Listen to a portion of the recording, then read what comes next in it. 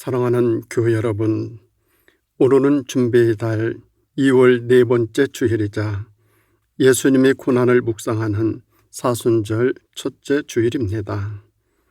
모든 만물들이 봄을 준비하는 시절에 사순절을 맞이하여 예수님의 고난을 묵상하며 더더욱 믿음을 키워 나가실 수 있기를 바랍니다.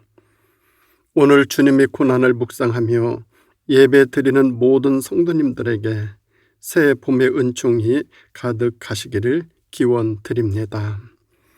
이 주간도 모두 건강하시고 평안하신 가운데 믿음으로 승리하시기를 기도드립니다. 오늘 우리에게 주시는 하나님의 말씀은 이사야 52장 13절에서 53장 3절까지 말씀입니다. 보라, 내 종이 형통하리니 받들어 높이 들려서 지극히 존귀하게 되리라. 전에는 그의 모양이 타인보다 상하였고 그의 모습이 사람들보다 상하였으므로 많은 사람이 그에 대하여 놀랐거니와 그가 나라들을 놀라게 할 것이며 왕들은 그로 말미암아 그들의 입을 봉하리니 이는 그들이 아직 그들에게 전파되지 아니한 것을 볼 것이요 아직 듣지 못한 것을 깨달을 것임이라. 우리가 전한 것을 누가 믿었느냐? 여호와의 팔이 누구에게 나타났느냐? 그는 주 앞에서 자라나기를 연한 순 같고 마른 땅에서 나온 뿌리 같아서 고운 모양도 없고 풍채도 없은즉 우리가 보기에 흠모할 만한 아름다운 것이 없도다. 그는 멸시를 받아 사람들에게 버림받았으며 간구를 많이 겪었으며 질고를 아는 자라. 마치 사람들이 그에게서 얼굴을 가리는 것 같이 멸시를 당하였고 우리도 그를 귀히 여기지 아니하였도다. 그는 실로 우리의 질고를 지고 우리의 슬픔을 당하였거늘 우리는 생각하기를 그는 징벌을 받아 하나님께 맞으며 고난을 당한다 하였노라. 아멘. 오늘 말씀의 제목은 고난과 함께하는 사순절입니다. 어쩌면 우리 인생은 눈물로 얼룩져 있다고 볼 수도 있습니다. 10대는 사랑을 찾는 눈물이요. 20대는 님을 찾는 눈물이요. 30대는 직장을 찾는 눈물이요. 40대는 뜻대로 되지 않아서 흘리는 눈물이요. 50대는 불의한 것이 생각나서 흘리는 눈물이요. 60대는 늙는 게 서러워서 흘리는 눈물이요. 그리고 70대는 죽음을 생각하고 흘리는 눈물입니다. 또한 세상의 모든 부모는 자녀의 행복을 위하여 많은 것을 포기하며 많은 눈물을 흘리십니다. 그리고 예수님께서는 죄로 죽어가는 인간을 구원하시고 행복하게 하기 위하여 고난의 종으로 이 땅에 오셔서 인류를 구원하시려 십자가를 지시기까지 수많은 눈물을 흘리셨습니다. 우리 예수님, 비천한 출신으로 오셔서 온갖 멸시와 천대를 자발적으로 감수하시고 극기하는 받아서는 안 되는 형벌을 받아 돌아가심으로써 우리의 모든 죄악을 친히 담당하셨습니다. 나 같은 죄인을 구원하시기 위하여 모든 것을 다 포기하신 예수님이십니다. 이 사순절 기간에 예수님의 그 고난의 모습들을 묵상하며 더 나은 믿음으로 성장하고 성숙해 나갈 수 있기를 바랍니다. 이 사순절 기간에 우리가 예수님의 어떤 모습들을 묵상해야 할까요? 첫째는 불신을 당하신 우리 주님을 묵상해야 됩니다. 본문 1절 말씀 보게 되면 우리의 전한 것을 누가 믿었느뇨 말씀하고 있습니다. 세상에서 가장 무섭고 두려운 것이 있다면 그것은 바로 불신일 것입니다. 모든 싸움과 불행의 씨앗은 불신입니다. 불신은 모두를 갈등과 파멸로 죽음과 지옥으로 몰아넣습니다. 당시 누구도 예수님을 메시아로 믿지 않았습니다. 매우 불신했습니다. 나름대로 경건하게 산다고 하였던 제사장들이나 바리새인들은 더더욱 불신하였습니다. 그들은 이스라엘을 구원하는 메시아의 모습은 고난의 종으로 오지 않고 백마를 타고 호령하는 모습으로 온다, 그렇게 생각했습니다. 이는 자신들의 생각이고 바람이지 메시아가 그렇게 온다고 성경 어디에도 언급한 적이 없습니다. 자신들의 고정관념으로 인하여 메시아를 불신하더니 결국 십자가에 못 박아 죽이는 살인죄까지 범하게 되었습니다. 불신하면 거역하고 살인을 하게 되는 불행을 불러옵니다. 사람이나 세상에 대하여 불신할 수 있으나 예수 그리스도를 불신하는 것은 죄악이며 저주이며 영원한 불행입니다. 그 불신의 중심에는 언제나 사탄이 역사하고 있습니다.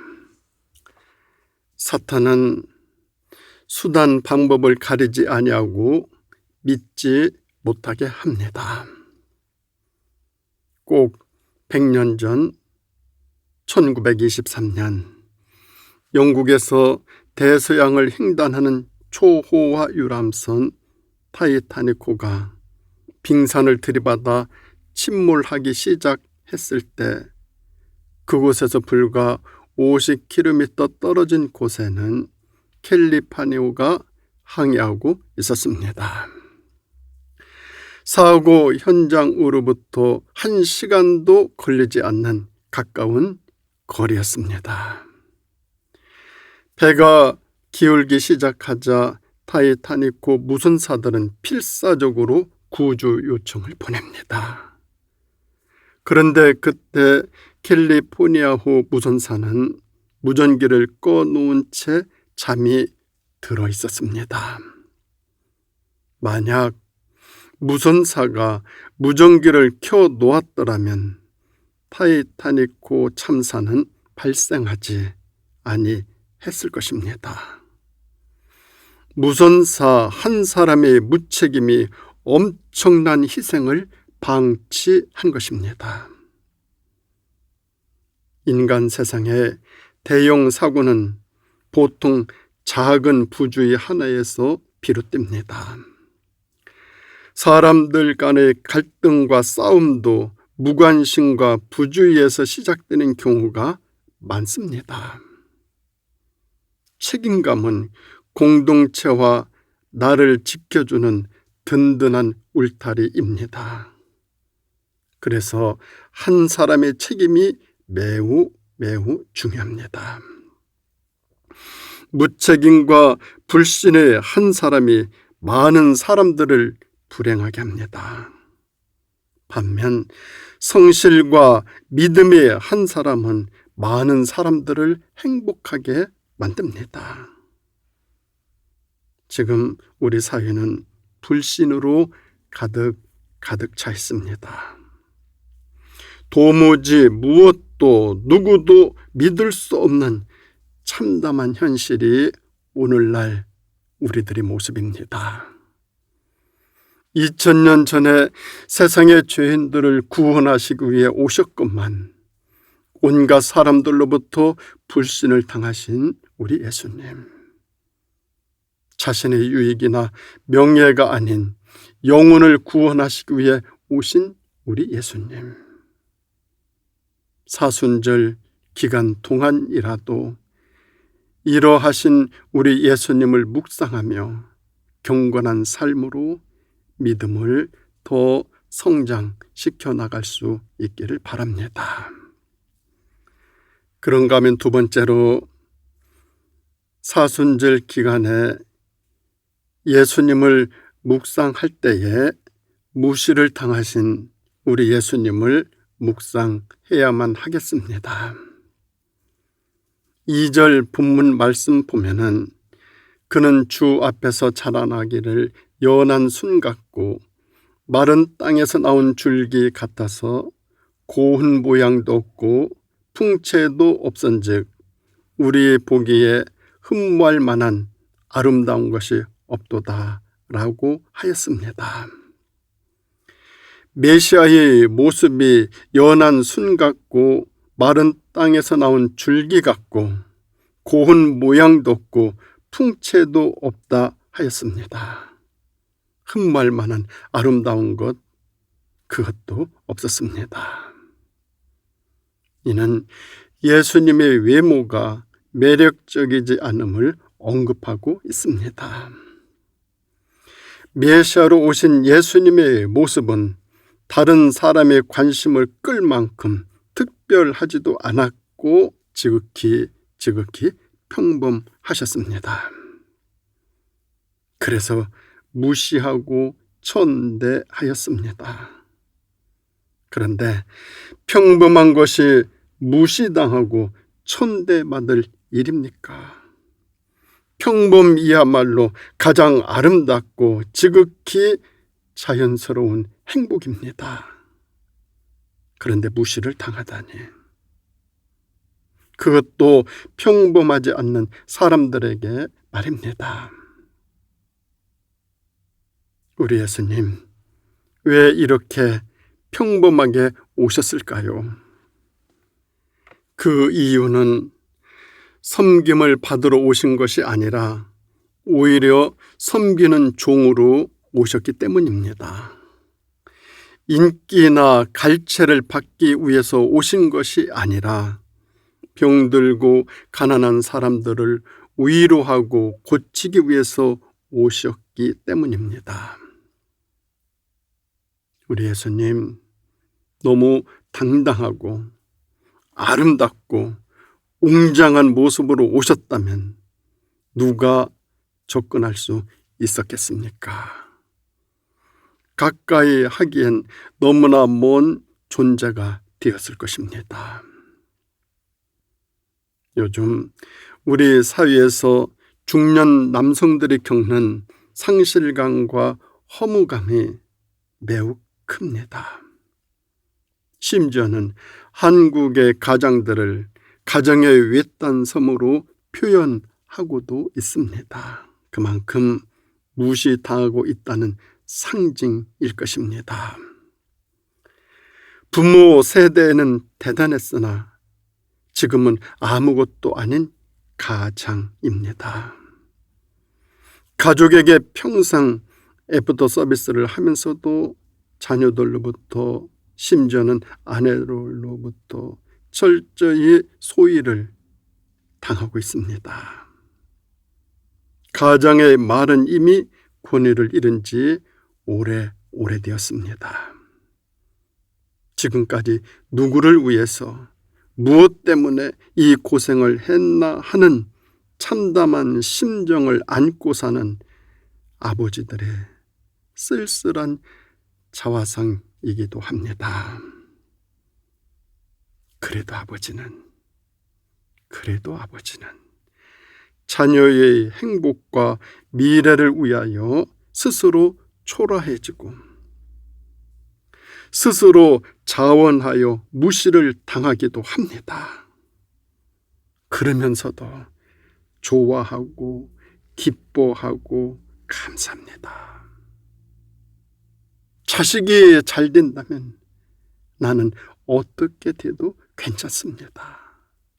마치 가시 고기처럼 말입니다. 우리 예수님, 우리들을 구원하시기 위하여 스스로 초라한 모습으로 오셔서 무시당하시고 십자가를 지시고 쓸쓸히 죽으셨습니다. 이유 있는 초라함이고 의미 있는 무시당함이십니다. 누구를 위해서? 우리의 구원을 위해서 말입니다.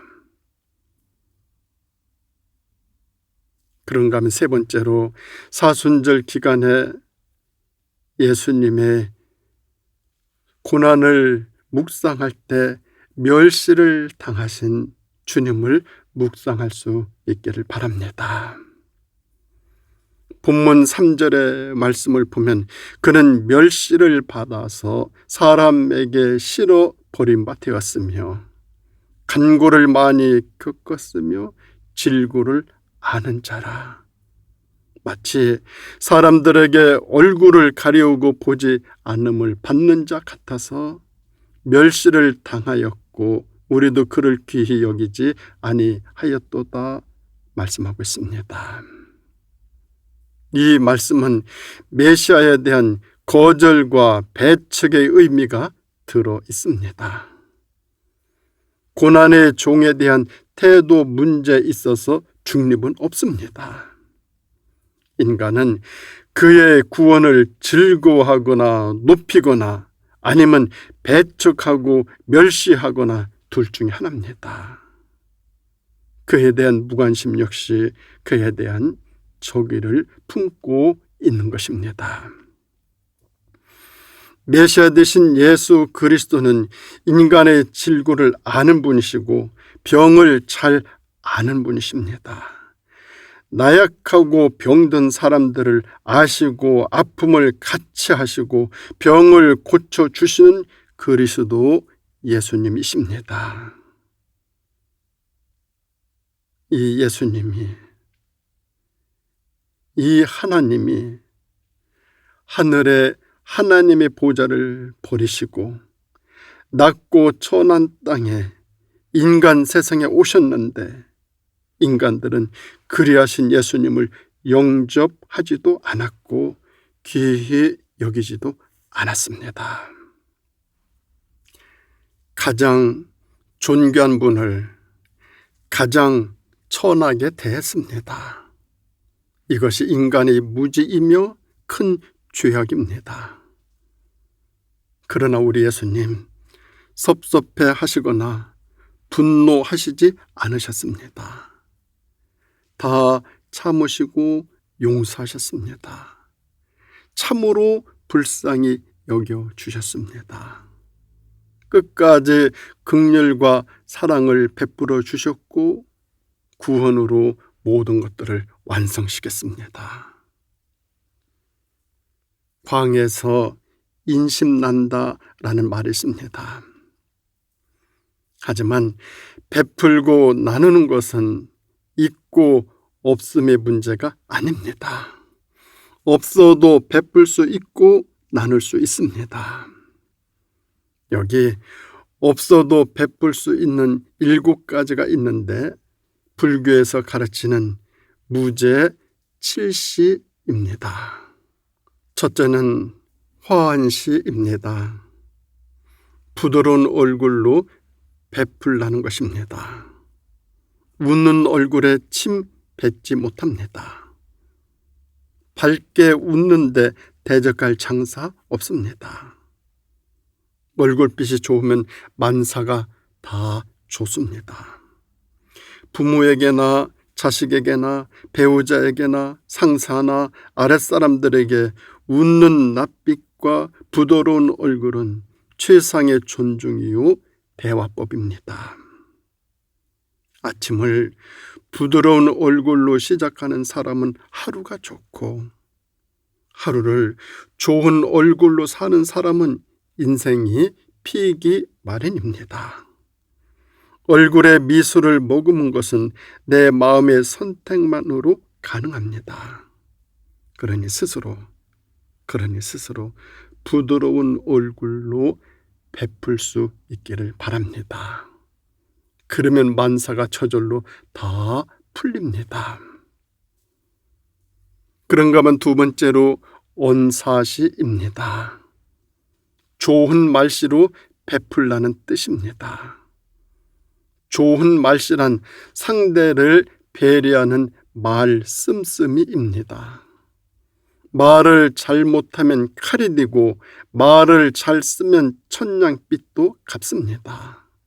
아울러 말씀씀이가 사람의 품격을 가늠케 합니다.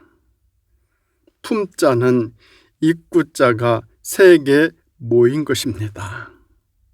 결국 입에서 품격도 나온다라는 것입니다. 세 번째는 심시입니다. 마음가짐을 좋게 해서 베풀라는 것입니다. 마음가짐을 좋게 한다는 것은 마음의 생태계를 늘 안정시켜 불안하지 않고 평온하게 하는 것입니다. 성숙한 사람은 자기 마음의 온도계대로 상대를 대하지 않습니다. 자기를 둘러싼 바깥 기온이 덥다고 짜증내고 춥다고 호들갑 떨지 않습니다. 오히려 온도 조절계처럼 추웠다 더웠다 하는 외부 기온을 적절하게 컨트롤해서 안정되고 일관되고 평정된 마음으로 사람들을 대합니다. 거기서 신뢰가 꼽힙니다. 그런가 하면 네 번째로 안시입니다. 좋은 눈빛으로 베풀라는 것입니다. 예로부터 눈빛을 바로 하는 것이 수양의 첫 걸음이자 사람을 대하는 기본이었습니다. 어른을 대할 때, 자녀를 대할 때, 아내와 남편을 대할 때, 상사와 동료를 대할 때, 아랫사람들을 대할 때 좋은 눈빛으로 대하게 되어지면 만사가 평화롭습니다. 좋은 눈빛은 좋은 메시지이기 때문에 그렇습니다. 그런가 하면 다섯 번째로 지시입니다. 지시하거나 부리더라도 좋게 하라는 것입니다. 살다 보면 누군가에게 지시하고 부릴 일이 있게 마련입니다. 그런데 아무리 어렵고 힘든 일을 시켜도 정작 일하는 이가 자부심과 긍지를 느끼게 하는 사람이 있는가 하면 사소한 잔 심부름을 시켜도 일하는 이 자존심을 상하게 만드는 그런 사람이 있습니다. 그 차이는 인정에 있습니다. 그러니 누군가를 진정으로 부리고자 한다면 먼저 그의 존재감을 인정해 주어야 합니다. 사람을 인정한 후 부리면 뒤탈이 없습니다. 사람이란 자신이 인정받고 있다면 목숨을 걸 만큼 충성하게 마련입니다. 저 사람이 나를 인정해 준다라고 믿으면 목숨까지 바칠 수 있는 것이 사람이에요. 하지만 그 사람의 존재감을 인정하지 아니하고 부리면 반드시 화가 미칩니다. 인정해 줘야 됩니다. 그런가 하면 여섯 번째로 상좌시입니다. 이는 앉을 자리를 마련하고 배려해 주라라는 것입니다. 설사 앙숙 같은 사람일지라도 그의 앉을 자리를 도려내지 말아야 합니다. 요새 책상을 뺀다라는 말 종종 듣습니다. 그 사람이 미워서 사무실에 그의 책상을 빼버립니다. 그리하지 말라는 것입니다. 오히려 그리하면 그럴수록 그의 앉을 자리를 마련해 주라는 것입니다. 그 경쟁자가 나를 밟고 가는 것이 아니라 되레 그 경쟁자가 나를 더 키워줍니다. 라이벌이 없이 크는 영웅은 절대로 없습니다. 그래서 여야가 있고 좌우가 있고 내 편, 네 편이 있습니다. 모두 소중한 사람들, 소중한 존재들입니다. 모두 귀히 여겨줘야 되죠. 마지막 7번째는 방사시입니다. 이는 쉴 만한 방을 내주라는 것입니다. 남에게 내 방마저 내주면 나는 어떻게 하느냐 걱정하지 마십시오. 사람들에게 쉴 만한 공간을 내주는 그 이상으로 나의 존재 영역은 훨씬 더 커지기 때문입니다. 전도서 11장 1절에 있는 말씀 보면 너는 내 떡을 물 위에 던져라. 여러 날 후에 도로 찾으리라 라는 말씀이 있습니다. 내가 베푼 조금이 나중에 크게 돌아온다 라는 말씀입니다. 열왕기상 17장에 나오는 사르밧 과부 이야기가 있습니다. 수년 동안 감으로써 마지막 음식이었던 가루 한 움큼과 병에 남아있는 기름 조금으로 엘리야 선지자를 대접해드립니다.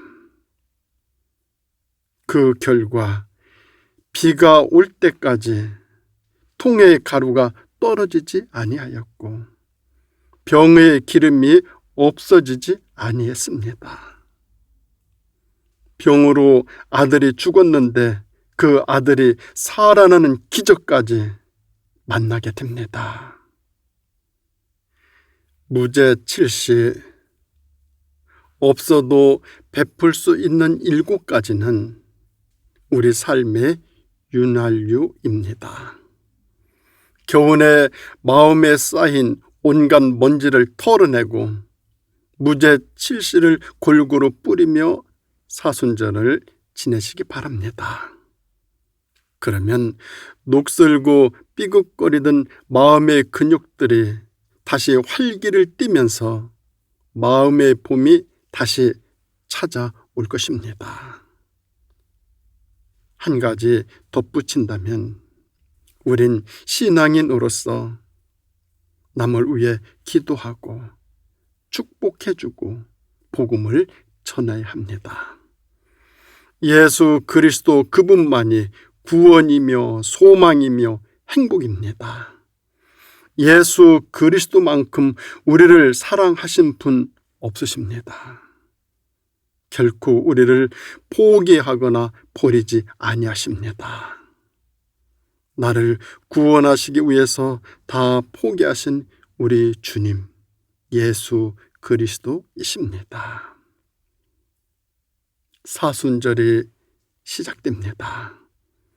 우리를 구원하기 위해서 불신과 무시와 멸시를 당하신 주님을 묵상하시면서 주님의 고난에 아주 조금이라도 함께 동참하는 성숙한 주의 성도님들이 다 되시기를, 우리를 구원케 위해 고난을 친히 감수하시는 예수님의 이름으로 축원드립니다.